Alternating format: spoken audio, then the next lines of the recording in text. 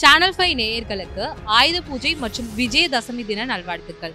நம்ம இப்போ நவராத்திரி நாட்களோட இறுதி பகுதியில இருக்கும். தமிழ்நாட்டுல வெகு விமர்சையாக கொண்டாடக்கூடிய பண்டிகைகள்ல இந்த ஆயுத பூஜையும் விஜயதசமியும் ஒன்று.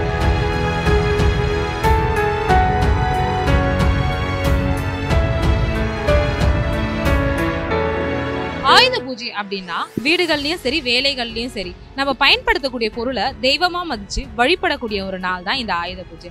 வீடுகள்ல கத்தி, அருவாமனை, மோரம், ஈவன் வண்டி ஆல்சோ எல்லாத்துக்குமே பொட்டு வச்சு அதை தெய்வமா வழிபடுவாங்க. அலுவலகத்துல கணினி, கேமரா, பென்டிரைவ் இது எல்லாத்துக்குமே பொட்டு வச்சு அதையும் ஒரு தொழில் தெய்வமா வழிபடுவாங்க. விஜயதசமி அதுவுமா செய்யக்கூடிய ஒரு வேலை கண்டிப்பா வெற்றி பெறும் அப்படின்ட்டு நம்பப்படுது. அதனாலதான் மாணவர் சேர்க்கை, சேமிப்பு திட்டம், புது தொழில் தொடங்குதல் இது மாதிரி போன்ற வேலைகள் எல்லாமே விஜயதசமி அதுவுமா தொடங்கப்படுது.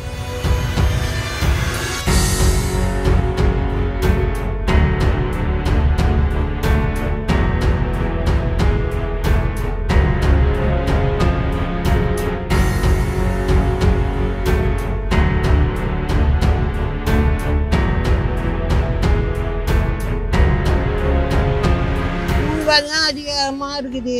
ஒரு தேங்காய் வாங்கி விற்பனை பண்ணலான்னு பார்த்தா அந்த தேங்காய் வரையும் அந்த ரேட்டு போடுறாங்க. நாங்கள் எப்படி பிழைக்கிட்டு சொல்லுவோம்?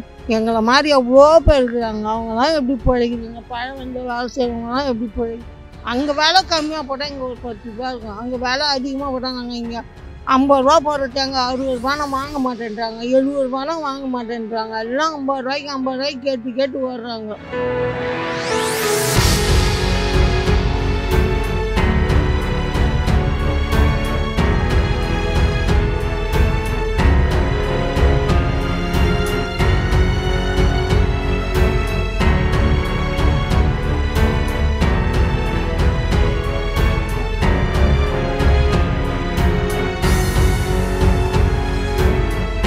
ஆயுத பூஜைனா நம்ம உபயோகப்படுத்துகிற பொருள் அனைத்தும் புக்கிலேருந்து பழைய பொருளுங்க நம்ம எது எது உபயோகப்படுத்துகிறோமோ அத்தனையும் வச்சு சாமிக்கு நல்லா அலங்காரம் பண்ணி 4 மனுஷாளுக்கு நல்ல அன்னதானம் போட்டு நல்லா சாமி கும்பிட்றதுக்கு பேர் தான் ஆயுத பூஜை.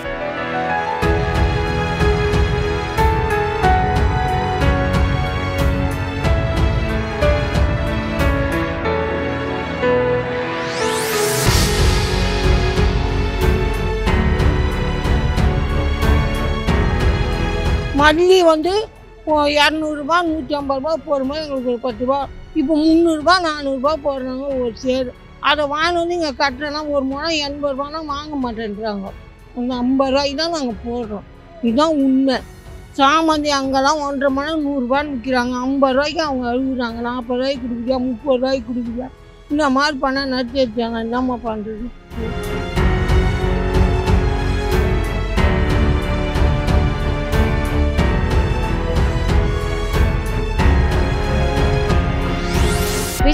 விஜயதசமினா புக்கு சில பேர் புக்கு வச்சு படைப்பாங்க.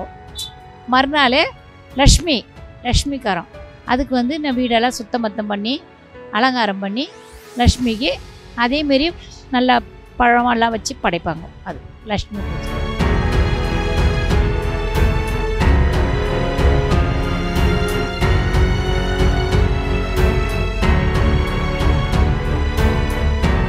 மழை வந்ததுன்னா அது பூவும் பாதிக்குது.